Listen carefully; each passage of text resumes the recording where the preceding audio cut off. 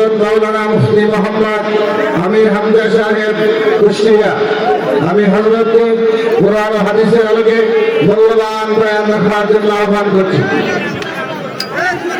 আসসালামু আলাইকুম ওয়া রাহমাতুল্লাহ।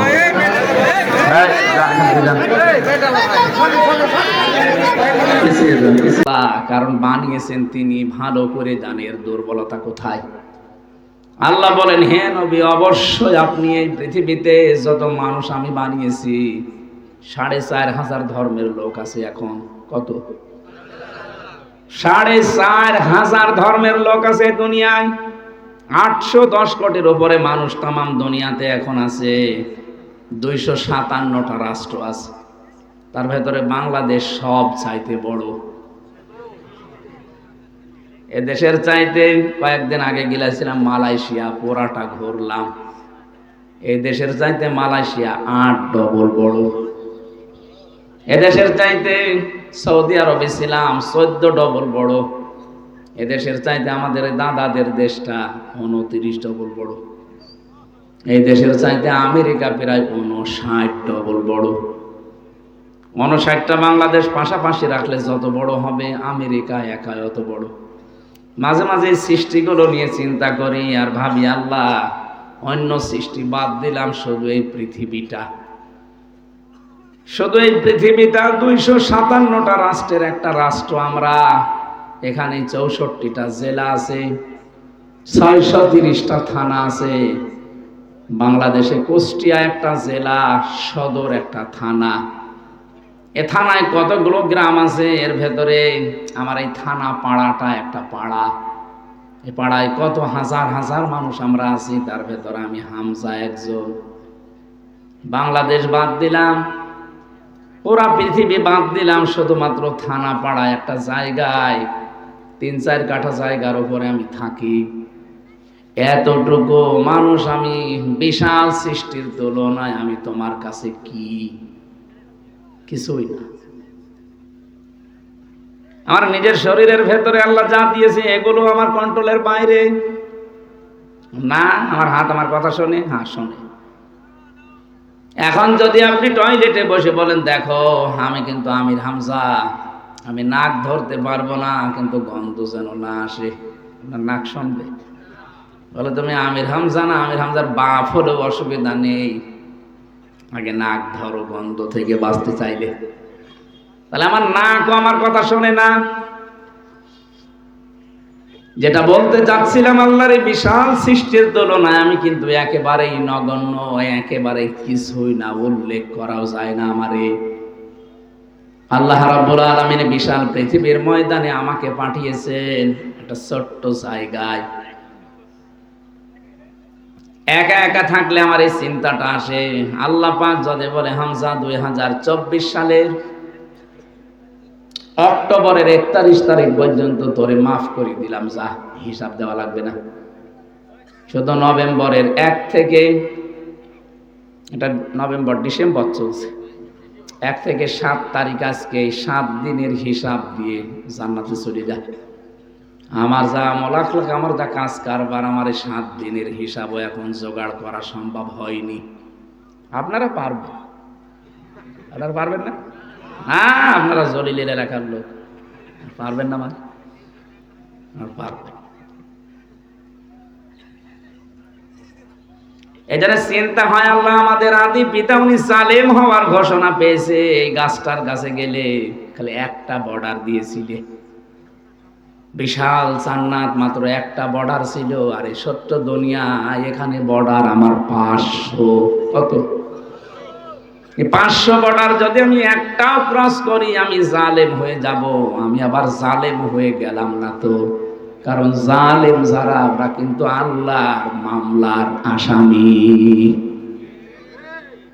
শব্দটা শুনতে যত ছোট মনে হচ্ছে, এত ছোট শব্দ না। জালেম এই শব্দটা শুনলে শরীরে কম্পন এসে যাওয়ার কথা, কারণ আমরা কম বেশি অনেকেই জুলুমের সাথে জড়িত হয়ে গেছি। হয় মনের উপরে জুলুম হচ্ছে, নাই সন্তানের উপরে, নাই স্ত্রীর উপরে, নাই স্বামীর উপরে, নাই জনগণের উপরে, নাই আল্লাহর উপরে। জুলুম আমাদের যে কোনো সাইডে আছে। আর জুলুম করলে সে লোকটা টার্গেট কার? আরো জোরে বলেন, ইন্নামাস সাবিলু আলাল্লাযীনা ইয়াযলিমুনান নাস। সূরা সূরা 42 নম্বর আয়াতের প্রথম অংশে আছে, আল্লাহ বলেন আমি নিজে জালেমদের বিরুদ্ধে মামলা দেব। ও নওগাঁর মানুষেরা, নিজের দিকে এবার তাকিয়ে ভাবেন তো, আমরা আবার মামলার আসামি হয়ে যাইনি তো? মামলার বাদী যত বড় হয়, কেস তত কঠিন হয়। আপনারা শুনছিলেন আমি 3টা বছর জেলে ছিলাম। আমার মামলার বাদী যদি কোনো সলিমদ্দি হতো, 3 বছর না 3 দিনে আমি বের হয়ে চলে আসতাম। কারণ টাকা লাগতো, হয়তো তার কয় টাকা লাগতো। আমি যে আকিস গ্রুপে চাকরি করতাম, ওদের খতিব ছিলাম মেন মসজিদের, যত যা লাগে ওরা দিতে রাজি হয়েছিল। কিন্তু এমন জন মামলা দিয়েছে যে টাকা খায় না, একেবারে খোঁজ যে পালিয়েছে উনি। মাওলানা মামুনুল হক আর কয়েকজন মিলে যাদের টার্গেট ছিলাম, তার ভেতরে আমি একজন। মামলা যেহেতু বাদী বড়, এই জন্য মামলাও কঠিন হয়ে গেছে। এই মামলাটা সিএমএম কোর্ট, জজ কোর্ট, হাইকোর্ট মিলে প্রায় 30 বারের উপরে তুলেছিলাম 3 বছরে। না, জামিন হয়নি। যেহেতু মামলার বাদী বড়, সর্বোচ্চ জায়গায় উনি আছেন, ওই জন্য জামিন আমি পাইনি।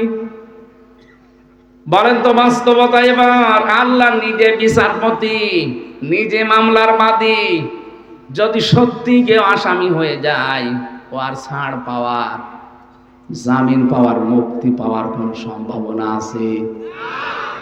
এই জন্য তো ভয় লাগে। আমি যা করছি, আসলে আমি আমার মামলার আসামি হলাম আল্লাহর না তো পুলিশের কাছে বাধা দিলে পুলিশ বাদী কেস হয়। মানুষ হয়ে মানুষের উপরে যারা জুলুম করেছেন তারা আল্লাহবাদী কেসের আসামি। এই 15.5 বছরে যা করলেন, আপনি নিজের বিবেকের কাছে বলেন, মানুষ হয়ে আপনি কত মানুষের উপরে জুলুম করেছেন, মিথ্যা মামলা দিয়ে, মিথ্যা সাক্ষী দিয়ে জীবনটা তার নষ্ট করে দিয়েছেন।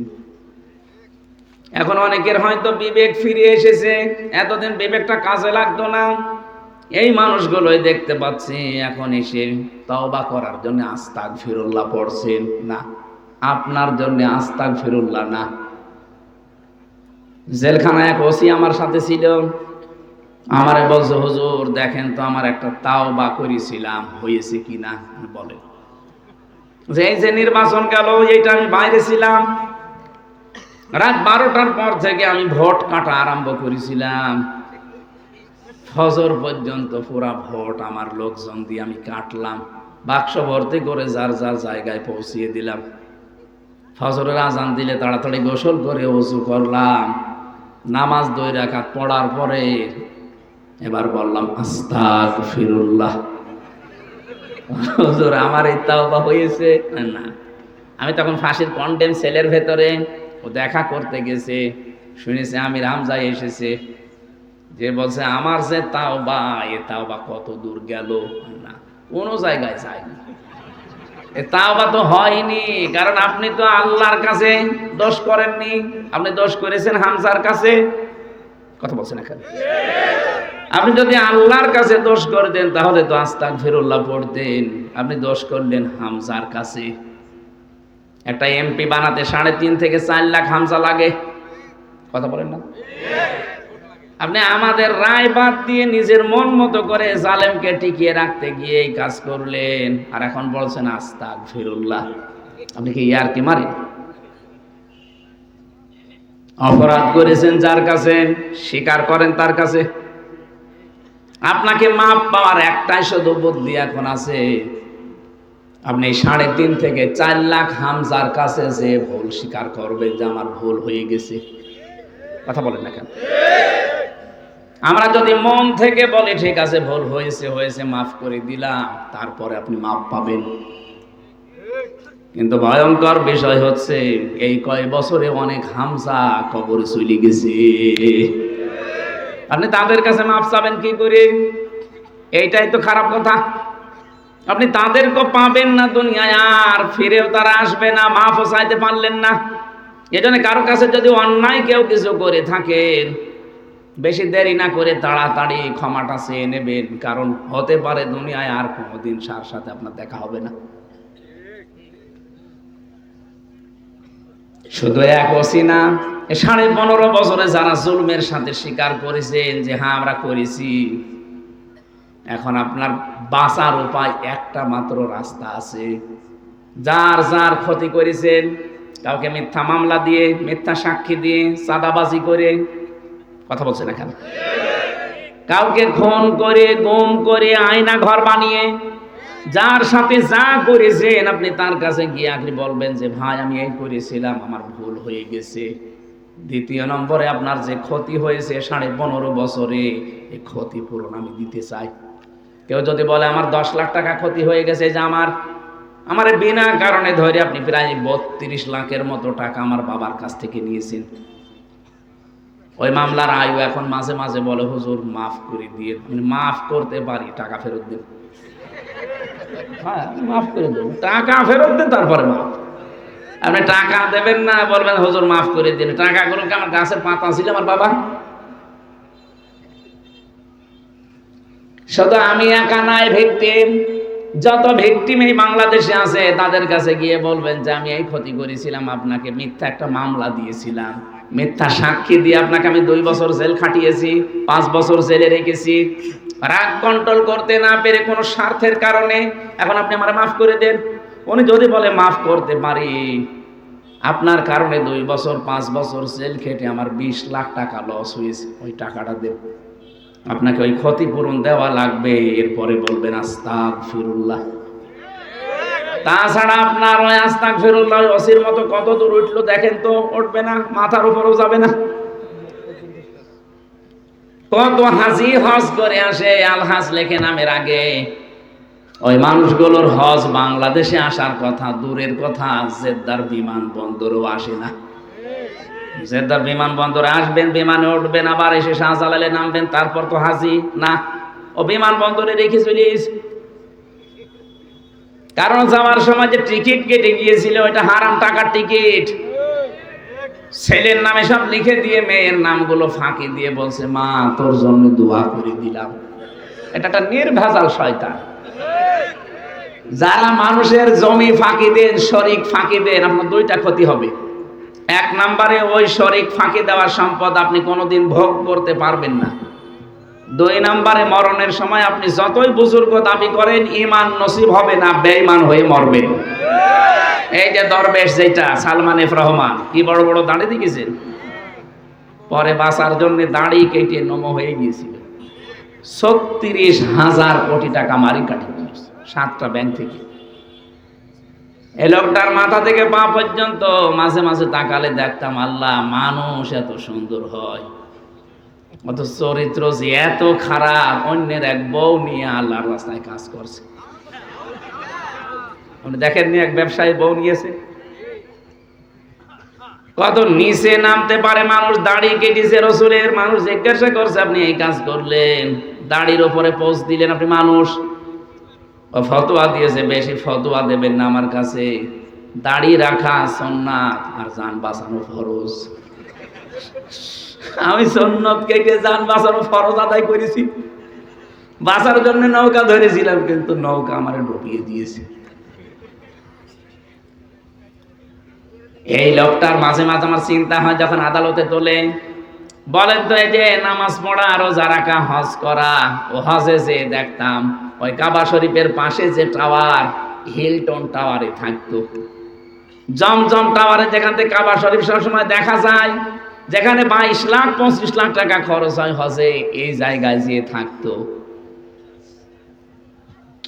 কি বিশ্বাস নিয়ে কি করেছে আমি জানি না, অথচ এই লোকটা সারাটা জীবন যা করেছে দেখেন, একটা সম্পদ এখন আর ভোগ করতে পারছে না, এখন এই মাটির ফ্লোরে থাকা লাগছে। 2 নম্বরে এই ধরনের মানুষ যেহেতু 32-36 হাজার কোটি টাকা মারিং কাটিং করেছে, এক জীবনে আপনি গুনিয়েও শেষ করতে পারবেন না। তার মানে এই অবৈধ টাকাও জীবনে ভোগ করতে পারলো না, এক ক্ষতি। 2 নম্বরে ও মারা যাওয়ার সময় ও ঈমান পাবে না, ও যতই নামাজ পড়ুক, রোজা রাখুক আর হজ করুক, ও বেঈমান হয়ে মরবে। আমরা যেন এরকম কিছু না হই। এতটুকু যদি শেষ হয়ে যেত হাদিসের ভাষ্য, আমি সত্যি এটা বলতাম না।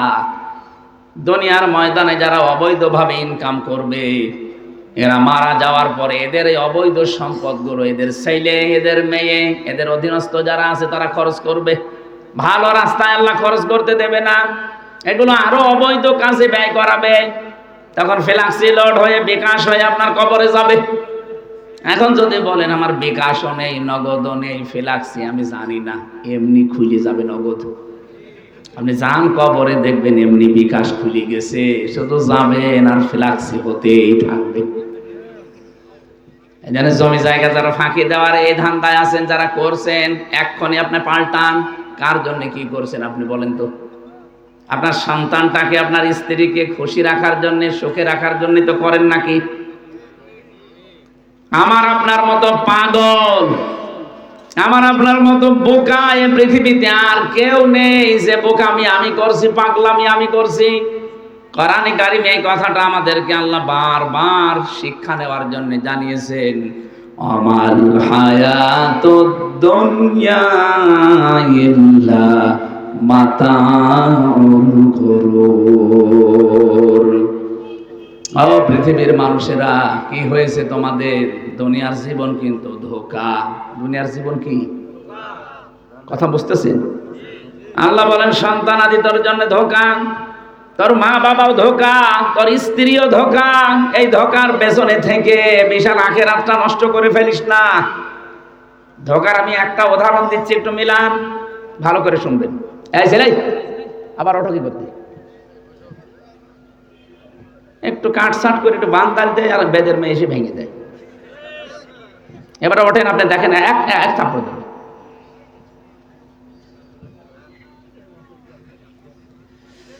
আমার ভাইরা, এখানে একজন উঠে বসেন, মুরব্বী, ওঠেন ওঠেন ওঠেন, নিস্তব্ধ হয়ে থাকবেন।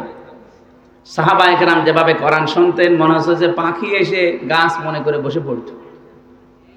এরকম করে থাকবেন যেন মনে হয় যে হ্যাঁ, এখানে আর কেউ নেই, কবরস্থান হয়ে গেছে। ধোঁকাটা এমন, আমার আল্লাহ কোরআনে কারিমে গরুর শব্দটা বারবার দিয়েছেন। পৃথিবীর বান্দা বান্দিরা, তোমার মা বাবাও ধোঁকা, তোমার সন্তানাদি ধোঁকা, স্ত্রী পুত্র ধোঁকা, যাদের কারণে আজ বৈধ অবৈধ দেখা দেখি করো না। বাবা শাহজালাল, মদের কাছে কুত্তা বিড়াল সব হালাল। এই থিওরি তো অনেকে চলছে না। হালাল হারাম দেখা দেখি নেই, সুদের টাকা জানে যে হারাম, এরপরও নীতি আছে। অনেকেই দেখি টাকা ছেড়ে রাখে, টাকা আসে 1000 টাকা দিলে 1000 টাকা 100 টাকা করে বেশি পায়। আমার মনে হয় নওগাঁ জেলা এখনো আরম্ভ হয়নি। সত্যি কথা বলছে যে কোরআন শরীফ আমি কিন্তু জানতাম না, এটা কুষ্টিয়ায় আছে এই জন্য বললাম। এখন যে জেলায় আরম্ভ হয়ে গেছে, এটা মায়ের সাথে জেনা করার গুনাহ হচ্ছে। আপনি কিন্তু জানেন যে গুনাহ হয়, জানেন না? সুদের এই টাকা নিলে যে মায়ের সাথে জেনা করার গুনাহ হয়, জানেন কিনা বলেন তো? এই যে জানা শোনার পর কেন এটা করছেন? হয়তো স্ত্রী, সন্তান, মা বাবা, ভাই বোন, এদেরকে আরেকটু শান্তিতে, আরেকটু আনন্দে, আরেকটু ভালো রাখার জন্যে। এরা ভালো থাকতে গিয়ে আপনি কি খাচ্ছেন? নিচে মায়ের সাথে জেনা করে আসলেন। সুদের টাকা খাওয়া মানে আল্লাহ এবং রসুলের সাথে ডাইরেক্ট যুদ্ধে লিপ্ত হওয়া। এত বড় কঠিন সিদ্ধান্ত নিয়ে তারপরও আপনি খেয়ে যাচ্ছেন। এই ধোঁকা ধোঁকা ধোঁকা কি হবে বোঝেন? যদি মারা যান 200 বছর পরে আপনি নওগাঁয় ফিরে আসবেন, মাত্র 200 বছর। 200 বছর পরে যে 2 তালা বানিয়েছিলেন আপনি দুনিয়ায়, এই বাড়িতে সামনে এসে বলবেন যে এই বাড়ি আমার, আমি বানিয়েছিলাম। বাড়িতে ওই সময় যারা বসবাস করবে তারা আপনাকে বাড়িতে তো ঢুকতেই দেবে না, বলবে বেশি ঝামেলা করলে কিন্তু পিটাবো। আপনার যদি থাকার জায়গা না থাকে, যান আপনি ওই মসজিদের বারান্দায় রাতটা থেকে ওখান থেকে ফুটে পড়েন। এই কথা বলছেন না কেন? এটা যে বাস্তব হবে, আমি কি বানালাম? এটা বাস্তব, আপনি এটা করে দেখেন। মাত্র 3 পুরুষ পরে আপনাকে আর কেউ চিনবে না। আমি যেমন, আমার বাবার নাম রিয়াজউদ্দিন, দাদার নাম জাহান আলী, এর বাবার নাম নমাজ আলী, এরপরে আর চিনি না, আমার মনেও নেই। এখন নমাজের বাবা যেটা ছিল কি আমি জানি না, সত্যি জানি না। এই 3 পুরুষের পরে উনি যদি এখন এসে বলে কুষ্টিয়ায় এই 5 তলা বাড়ি আমার, দাঁত খুলে ফেলবো না, ভান্ডামি করার জায়গা পান না। যদি বলে না আমার ছেলের নাম নমাজ আলী, তার ছেলের নাম জাহান আলী, তার ছেলের নাম রিয়াজ আলী, তার ছেলের নাম হামজা, কিসের কি বলেন আপনি? থাকার জায়গা নেই, আপনার রেল স্টেশনে যান। এইটাই দুনিয়া। অথচ এই পাগলামিতে আমি সহ প্রত্যেকেই লেগে আছি। এই ঘর এখন কাটছে না, ঘর কাটবে একদিন, কিন্তু কাটার পরে তখন আর লাভ হবে না। আল্লাহকুমুত তাকাসুরু হাত্তা যুরতুমুল মাকাবির। বেশি বেশি পাওয়ার জন্য মানুষ মহাবন্ধ হয়ে গেছে। এ ঘর কাটবে না ততদিন পর্যন্ত যতদিনও কবরের কাছে না যায়। এই আয়াতটা কোরআনে কারিমের, এই আয়াতটা আল্লাহকুমুত তাকাসুরু, এটা বেশি বেশি আমি বুঝে ফেলেছি এই 3 বছর ছেলে থাকা অবস্থায়। মাত্র 3টা বছর কবরের মতো ওই ছেলের ভেতরে ছিলাম, বুঝেছি যে জীবন কত অসহায়, আমি মানুষের কাছে কত অসহায়। যেহেতু যোগাযোগ বিচ্ছিন্ন ছিলাম, এই জন্য আরো বেশি টের পেয়েছি। আরে ভাই, জেলে থাকা না, আমি ছিলাম ফাঁসির কন্ডেম ছেলে, তারপরও যোগাযোগ বিচ্ছিন্ন। ফাঁসির কন্ডেম ছেলে আরো মানুষ ছিল, কিন্তু 7 দিন পরে তারা যোগাযোগ করতে পারতো সরকারের ফোন দিয়ে। আর আমার আর মামুনুল হককে একেবারে 3 বছর যোগাযোগ বিচ্ছিন্ন। কেউ আমাদের সাথে দেখাও করতে পারবে না, আমরাও কারোর সাথে কথা বলতে পারবো না। কবরের মতো জায়গায় সত্যি কবে টাকা আসবে বাড়ি থেকে তাও জানি না। এই যে অসহায় আল্লাহ বানিয়ে দিয়েছিল, আমার মনে হয় এই কারণে যে আমি উপলব্ধি যেন করতে পারি দুনিয়ার জীবন কি সত্যি। এই যে কোরআন আমার সামনে হাত দিয়ে বলছে, আমি বুঝে ফেলেছি পৃথিবীর জমিনটা আসলেই ধোঁকা। কি অসহায় হয়েছিলাম ওই আয়না ঘরে, যে 10 দিন মাটির নিচে ছিলাম। মানুষ যে এত অসহায় হতে পারে, কেউ নেই আমার আশপাশে, মনে হচ্ছে আমি আসলেই কবরে আছি। এমনিতেই মাটির নিচে এক অন্ধকার, এরপরে রাতের এক অন্ধকার। যখন ওরা লাইট বন্ধ করে দিত, মনে হচ্ছে সত্যি আমার নিজের শরীরের পশম পর্যন্ত আমি দেখতে পাই না।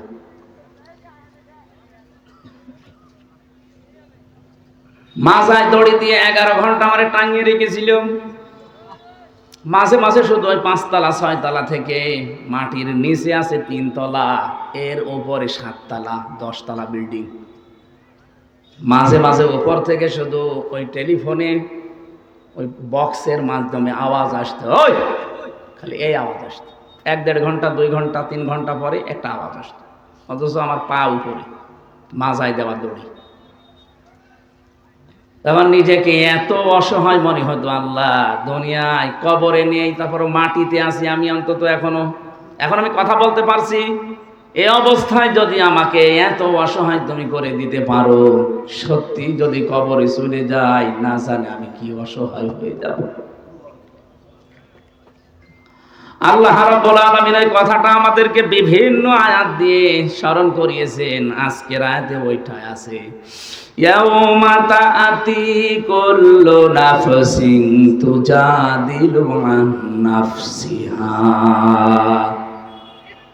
সেই দিন প্রতিটি মানুষ আমার আল্লাহর সামনে যখন দাঁড়াবে, প্রত্যেকেই তার আত্মপক্ষ সমর্থনের জন্য যুক্তি তর্ক পেশ করবে। আল্লাহ আমি এই কারণে এই করেছিলাম। কিছু মানুষ বলবে, আল্লাহ তোমার বিধান আমি মানি নাই, হ্যাঁ আমার যুক্তি আছে, কি এত সন্তানাদি দিয়েছো, তাদের কারণে তোমার হুকুম আমি মানতে পারিনি, তোমার যে সেজদা দেব সময় পাইনি। আল্লাহ পাক বলেন, সঙ্গে সঙ্গে আমি ডাক দেব হযরতে ইয়াকুবকে। তার 12টা সন্তান ছিল, কয়টা বলেন? ডাক দিয়ে বলবে, ওই বেটা, তোর চাইতে আমার এই বান্দার সন্তান অনেক বেশি ছিল। তোর তো 2টা 4টা 6টা, এর তো 12টা ছেলে ছিল, 12টা আরো মেয়ে ছিল। বলতো আমার বিধান কোনদিন সন্তানের ওসিলা দিয়ে অবজ্ঞা করেছি, মেয়ে মানে নাই, এমন কোন রেকর্ডের জীবনে আছে? এ যদি চলতে পারে আমার বিধান মতো সন্তান থাকার পরও তুই কেন পারলি না? আপনি বলেন তো, আপনি নিজে কি জবাব দেবেন? কিছু মানুষ বলবে আল্লাহ আমার সম্পদের কারণে রাষ্ট্রের দায়িত্ব ছিল, এই জন্য আমি পারি নাই। আল্লাহ সুলাইমান নবীকে ডাক দেবে যে এর চাইতে তোর সম্পদ বেশি ছিল। তামাম দুনিয়া তাকে চালাতে দিয়েছিলাম আমি। বাংলাদেশ না, শুধু তামাম দুনিয়া, প্রত্যেকটি পশু পাখির ভাষা, জিনদের ভাষা পর্যন্ত নবী বুঝতো, কত দায়িত্ব ছিল তার। এরপরও কোনোদিন আমি আল্লাহর বিধান সে লঙ্ঘন করে নাই। আপনি আত্মপক্ষ সমর্থনের জন্য কোন দলিল, কোন যুক্তি তর্ক নিয়ে যাবেন? যা নেবেন আল্লাহ সব খণ্ডন করবে, আপনার চাইতে ওইরকম মানুষ দিয়ে। বলবে আল্লাহ আমি অসুস্থ ছিলাম, শারীরিক ভাবে পারি নাই। আইয়ুব নবীকে নিয়ে এসে বলবে এর চাইতেও বেশি। আমার এই বান্দাটাকে আমি 18 বছর পর্যন্ত অসুস্থ করে রেখেছিলাম, তোরে কয় বছর দিয়েছি? হযরত আইয়ুব নবীকে আল্লাহ 18 বছর পর্যন্ত একাধারে অসুস্থ করে রেখেছিলেন। ওয়া আইয়ুবা ইযনাদা রাব্বাহু আন্নী মাসানিয়া মুররু ওয়া আনতা আরহামুর রাহিমিন। স্মরণ করো আইয়ুব আলাইহিস সালামের কথা। সে যখন তার রবকে ডেকে বলেছিল, মাবুদ আমি তো অসুস্থ, তুমি তো রহমানুর রহিম, 18টা বছর আজ আমাকে পোকা খাচ্ছে, আমার স্ত্রী যতগুলো ছিল শুধু একজন বাদ দিয়ে সব চলে গেছে, আমার সন্তানাদি আমাকে ঘৃণা করে সব আমার কাছ থেকে চলে গেছে, কেউ আমার কাছে নেই। আল্লাহ আমাকে এতদিন পোকা খেয়েছে, কোনোদিন কিছু বলি নাই, কিন্তু আজকে দেখতে পেলাম সকালে আমার জহব্বায়ও পোকা লাগা আরম্ভ হয়ে গেছে। আল্লাহ আমার এই জহব্বা যদি নষ্ট হয়ে যায়, পোকা খেয়ে ফেলে, তোমার মতো দয়ার নাম আমি কি দিয়ে ডাকবো? তুমি দয়া করে আমার পোকা জহব্বায় দিও না। আমাদের অনেক অভিযোগ আছে আল্লাহর প্রতি। এই সমস্ত মনীষীদের, এই সমস্ত নবীদের, রাসূলদের জীবনের দিকে তাকালে কিছুই না আমাদের। ওনাদের যা আল্লাহ পরীক্ষা দিয়েছিলেন 100 ভাগের 1 ভাগও আপনি পাননি। জেলখানার ভেতরে কাউকে আমি 22 বছর বিনা কারণে পড়ে থাকতে দেখেছি, তার তুলনায় তো আপনি কিছুই করেননি। আপনি বলতে পারেন না তার দোষ, আর কোনো দোষ নেই, খালি ইসলাম মানা এটাই দোষ।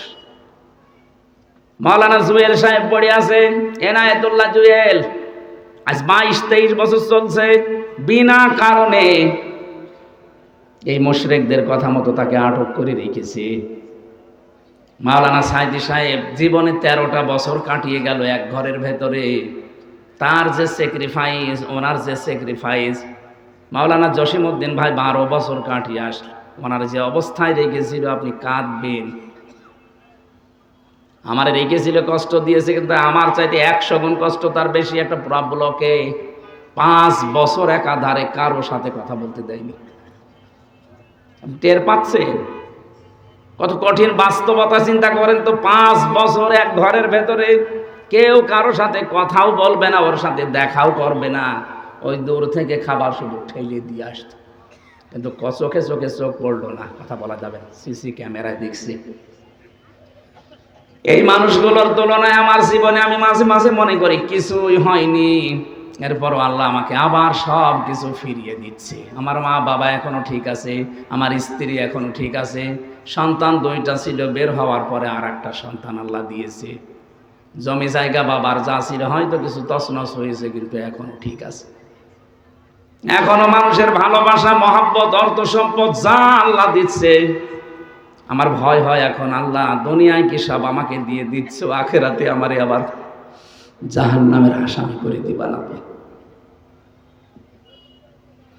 ইবাদত বন্দেগী হয়তো কম বেশি ওখানে আমি করেছিলাম যতটুকু, আটক জীবনে কি করব, তো বাইরে এসে এখন আর পারছি না, সারা দেশে দৌড়ানো লাগছে, ওই সময়টা আর বের করা যাচ্ছে না। ও নওগাঁবাসী, আমি আমার জীবন নিয়ে চিন্তায় আছি। প্রত্যেকেই যদি আমরা নিজে যুক্তিতর্ক পেশ করব, কিয়ামতে আল্লাহ সব খণ্ডন করে দেবেন। বলেন তো, এবার আমি অসহায় হয়ে দাঁড়িয়ে আছি আল্লাহর কাছে। পরের শব্দে আল্লাহ এমন শব্দ সেট করেছেন, অতওয়াফা কুল্লু নাফসিম মা আমিলাত, যে যা করেছে আমি আল্লাহ তাকে পরিপূর্ণ করে দিয়ে দেব তার আমলের কাজ। তার যে কাজ কারবার ছিল, ওর যে পরিণতি, ওর যে পুরস্কার আমি আল্লাহ পরিপূর্ণ করে দেব। আজ আমরা অনেকেই অধিকার সচেতন, কিন্তু নিজের যে হক, আমার প্রতি যে হকগুলো আছে, এই হকগুলোর প্রতি আমি সচেতন না। এক মা কাঁদছিল। কে কাঁদেন কেন জিজ্ঞাসা করছে মাওলানা, কাঁদেন কেন? বলছে আমার সন্তান আমাকে মেরেছে, এই জন্যে কাঁদছি। ছেলে আপনাকে মেরেছে এই জন্যে? বলে হ্যাঁ এই জন্যে, কিন্তু আমি আমার নিজে এই শরীরে আঘাত লেগেছে, এই কারণে কাঁদি না। আমি কাঁদি আমার ওই সন্তানটার কারণে। কারণ আমি হাদিস কোরআন পড়ে দেখেছি, মা বাবাকে কষ্ট দিলে নাকি আল্লাহর আরশ কেঁপে যায়। আমি যাই পেলাম কষ্ট, কিন্তু আমার সন্তানের কি হবে? ওর তো সব বরবাদ হয়ে গেল, নষ্ট হয়ে গেল। একটা মা হয়ে যদি এতটুকু চিন্তা করতে পারে আপনাকে নিয়ে, আপনার সন্তান হিসাবে মা বাবা নিয়ে কত টেনশনে থাকা দরকার। প্রত্যেকের কাজ কারবারের যে মূল্য আছে, পারিশ্রমিক আছে, প্রতিদান আছে, এনাম আছে। আল্লাহ যদি সত্যি ওই পরিমাণে আমাকে আপনাকে দেয়, কিয়ামতে একা একা যখন দাঁড়াবেন আল্লাহর সামনে, কেউ থাকবে না, কেউ থাকবে না। আজ মানুষকে অনেকে ধোঁকা দেয় যে তোর চিন্তা নেই, তোর বাবার কাছে মরিদ হবিও, বাবা কিয়ামতে তোরে দেখবে। এটা ডাহা মিথ্যা কথা।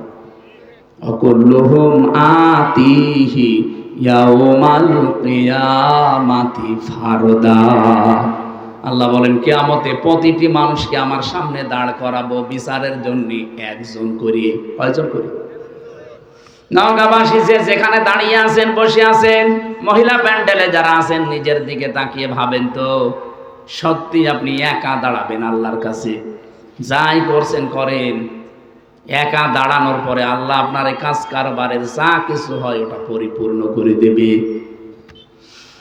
কুল্লু নাফসিন যায়িকাতুল মাউত ওয়া ইন্নামা তুওয়াফাউনা উজুরাকুম ইয়াওমাল কিয়ামাহ ফামান যুহজিহা আনিন নার ওয়া উদখিলাল জান্নাতা ফাকাদ ফাজ।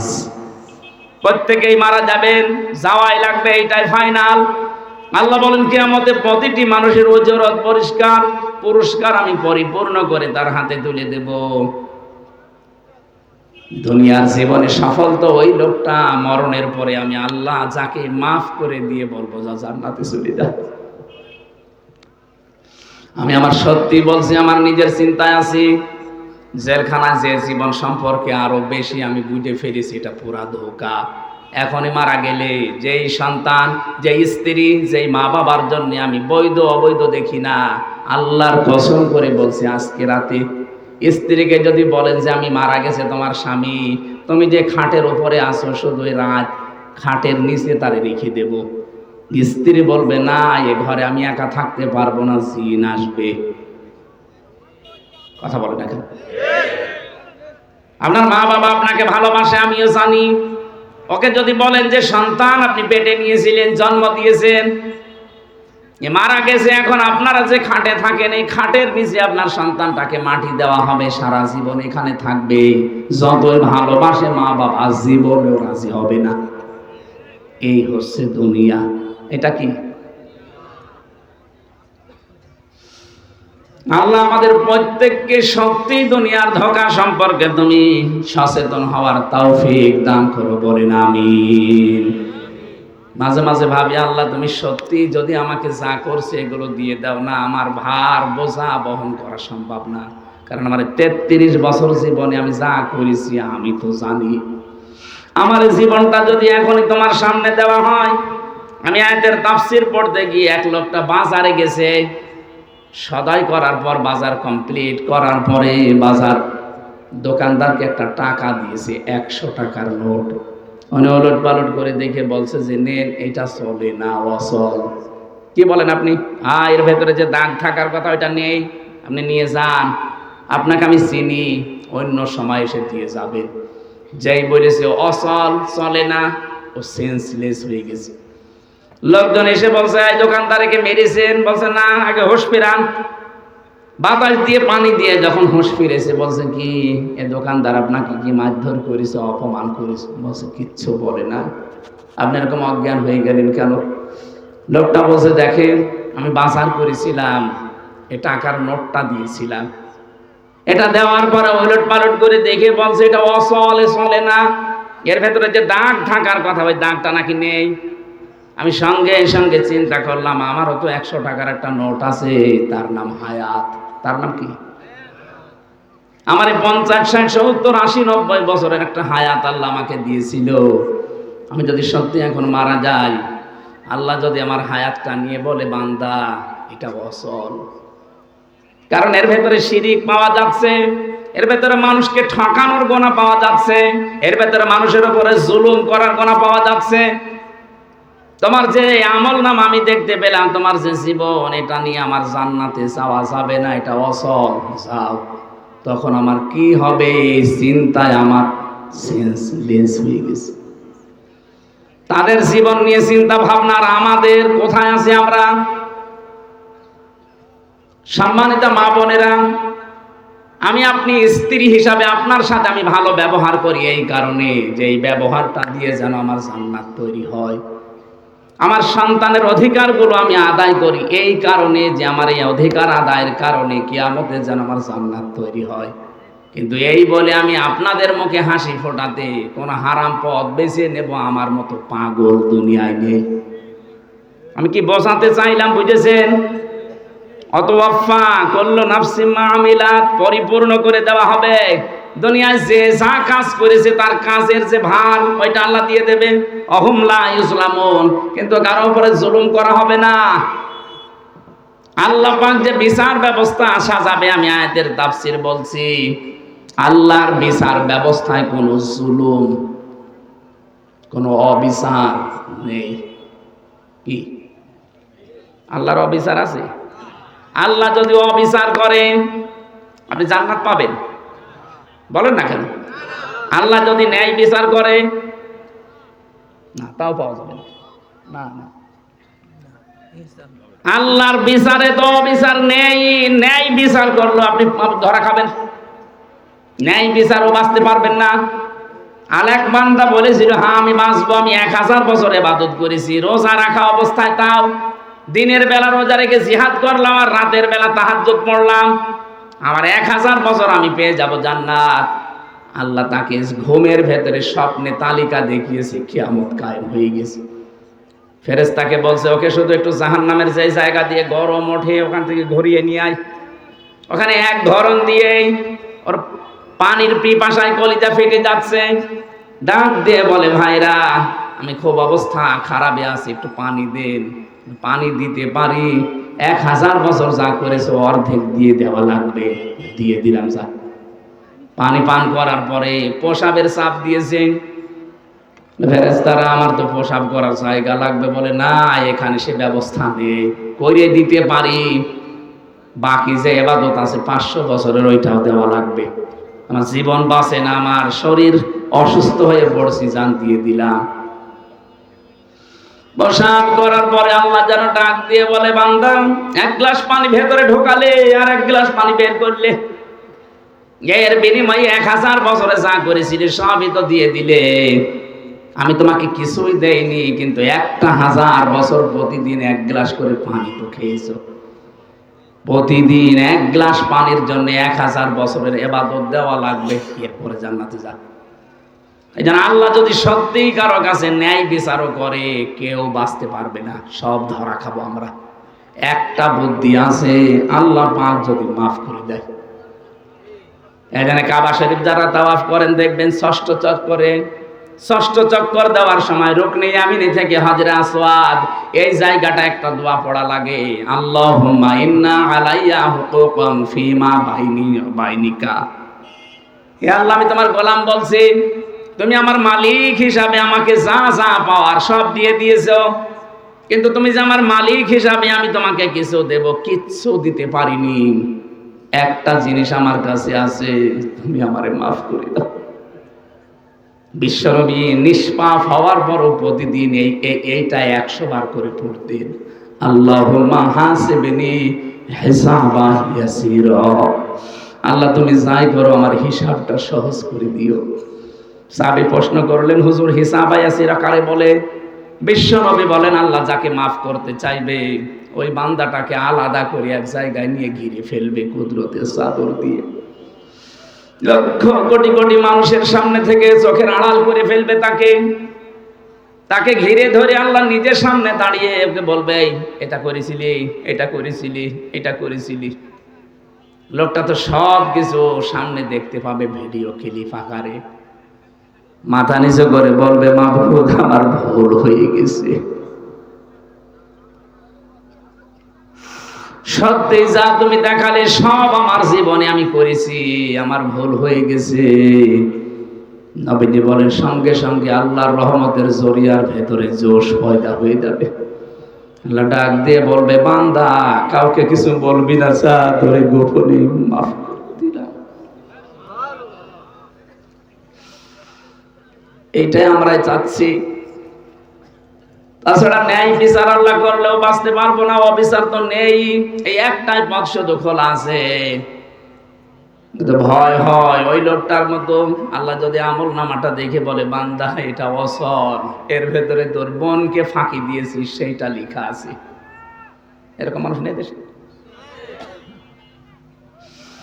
এর ভেতরে সন্তানের হক আদায় করিস না, এটা লেখা আছে। এরকম অসল জিনিস নিয়ে তো আমার জান্নাতে যাওয়া যাবে না। এর ভেতরে এমন এমন জিনিস আমি তোর ভেতরে তুলে রেখেছি, দেখ তুই মহিলা, তুই নারী, তোর উপরে তোর স্বামীর যে হক ছিল তুই আদায় করিস নাই, তোর শ্বশুর শাশুড়ির হক ছিল আদায় করিস নাই। এরকম অসল আমল নামা নিয়ে তুই জান্নাতে যেতে পারবি না। সম্মানিত মা বোনেরা শুনতেছেন, আমি জানি, একটু বিবেক দিয়ে চিন্তা করেন তো কি হবে তখন আমার যতটুকু মনে হয় আমাদের 100 জনের 98 জন আমরা ধরা খেয়ে যাব। আমি যেন ধরা না খাই। এটা বাকি জীবন যেহেতু ধোকার জীবন, আজ হলো কাল হলো আমাকে মরাই লাগবে। কার জন্য কি করছি এই চিন্তাটা যখন আপনার সামনে স্পষ্ট হয়ে যাবে যে আমি কার জন্য কি করছি, তখন অন্তত হারাম কাজ আপনি ছেড়ে দিতে পারবেন, হালালের দিকে আস্তে আস্তে এগিয়ে যাবেন। হারাম কাজগুলো ছেড়ে দিয়ে হালাল কাজের দিকে যখন মানুষ এগিয়ে যেতে চায়, আল্লাহ বলেন, আল্লাযীনা জাহাদু ফীনা লানাহদিয়ান্নাহুম সুবুলানা ওয়া ইন্নাল্লাহা লামাআল মুহসিনিন।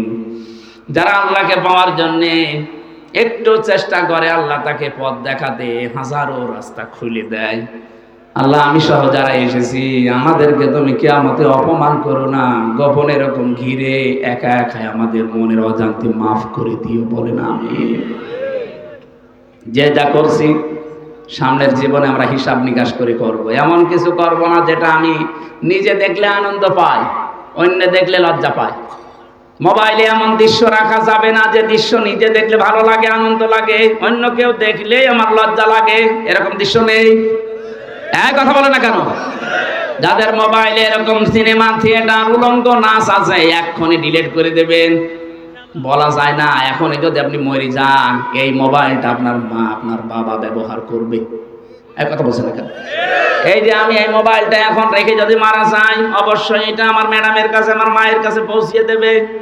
তারা যদি দেখে যে এর ভেতর উলঙ্গ নাচ আছে, কি মনে করবে আমার সম্পর্কে বলেন তো? কি ধারণা করবে যে হামজা এরকম ছিল? যেহেতু কোনো গ্যারান্টি আমার হাতে নেই আমি বেঁচে থাকবো, এই মুহূর্তে থেকে যা আছে যেটা নিজে দেখলে আনন্দ পান, অন্য কেউ দেখলে লজ্জা পান, এক্ষুনি ডিলিট করে দেন। শয়তান ধোঁকা দেওয়ার জন্যই বসে আছে আমি জানি, কিন্তু এর ধোঁকাকে মোকাবেলা করার পরে যে ব্যক্তি এগিয়ে যেতে পারবে, আল্লাহ বলেন একটা অনির্বচন সুখ তার মনের ভেতরে আমি আল্লাহ ঢেলে দেব। এজন্য আমাদের চরিত্রকে সংশোধন করার জন্য সূরা নূর 30 নম্বর আয়াতে একটা ঔষধ আছে। কোন বেগানা মহিলা যদি সামনে পড়ে যায়, আমি সহ প্রত্যেকের আমল করা লাগবে। বেগানা পুরুষ যদি সামনে পড়ে যায়, মেয়েদের আমল করা লাগবে। প্রথমে চোখ নিম্নগামী করা। শয়তানের তীর প্রথমেই যখন মনে চাওয়ার পর নিম্নগামী করে ফেলবেন, শয়তান আপনার সাথে পেরে উঠবে না, তখন একটা বরদোয়া দিয়ে চলে যাবে। 2 নম্বরে আপনার লজ্জা স্থান যেটা, এটার হেফাজত করা লাগবে। আজ অনেকেই শয়তানের ধোঁকায় পড়ে উল্টাপাল্টা কাজে লজ্জা স্থান ব্যবহার করে নষ্ট করে ফেলছেন। ভারত বহু চেষ্টা চালিয়েছে এই 15.5 বছরে পিন আপ করা পত্রিকা দিয়ে। ভারতের এই আকাশ সংস্কৃতির নামে উলঙ্গ নাচ, সিনেমা, থিয়েটার, নভেল দিয়ে বহু চেষ্টা চালিয়েছে, কিন্তু এখনো ওরা সাকসেস হতে পারেনি। এই জন্যই তো মাথা খারাপ হয়ে গেছে যে এত চেষ্টা করলাম কিছুই করতে পারলাম না। এই দেশের এখনো পর্যন্ত চরিত্রবান যুবক দেশে আছে না নেই? চরিত্রবান হওয়ার জন্য গড়ে তুলতে হয় ছোটকাল থেকে, একটা ট্রেনিং লাগে। এদেশে যারা ইসলাম কায়েম করতে চায়, একামতে দিনের দায়িত্বে যারা আছে, এই মানুষগুলো এইটার ধাঁচে ধাঁচে আপনার ছেলে মেয়েকে গড়ে তুলে। আমি আপনাকে বলছি না যে এইভাবে গড়ে তোলেন, আপনি চিন্তা করেন আপনার ছেলেকে নিয়ে মেয়েকে নিয়ে এমন এমন জায়গা থেকে গড়ে তুলছে যে ছেলেটা সিগারেট খায় না, লাল পানি খায় না, ডাল খায় না। অথচ এই চোখ দিয়ে দেখেছি বিশ্ববিদ্যালয়ে অধ্যাপকে ক্লাস নিচ্ছে আর ছাত্র সে জুতা দিয়ে পিটাচ্ছে, বলছে শালা করে মেরেই ফেলবো। আমি এই চোখে এইটাও দেখেছি, শিক্ষক অজু করছে আর ছাত্র পায়ে পানি ঢেলে দিচ্ছে, হাত দিয়ে কাদা ছাড়িয়ে দিচ্ছে ছাত্র। অথচ বয়স বেশি না, মাত্র 7.5-8 বছর বয়স। এইটাও ছাত্র, ওইটাও ছাত্র। এটা কোরআনের কাছে আসার কারণে, পড়ার কারণে এটা মানুষের মতো মানুষ হচ্ছে। আর ওইটা বিশ্ববিদ্যালয়ে মাস্টার্স করার পরও জানোয়ার হয়ে গেছে। জামানা যা সামনে আসতেছে খুব কঠিন জামানা, এই জন্য হেফাজতে থাকা লাগবে। বিশেষ করে পরবর্তী প্রজন্মগুলো এমন এমন কিছু রেখে না যায়, আমি মরে গেলাম শেষ, কিন্তু ওরা তো মরে না। ওর ছেলে ওর মেয়ে, তার ছেলে তার মেয়ে, যতদিন পর্যন্ত দুনিয়ায় অন্যায় রেখে যাবেন আপনি, কবরে যে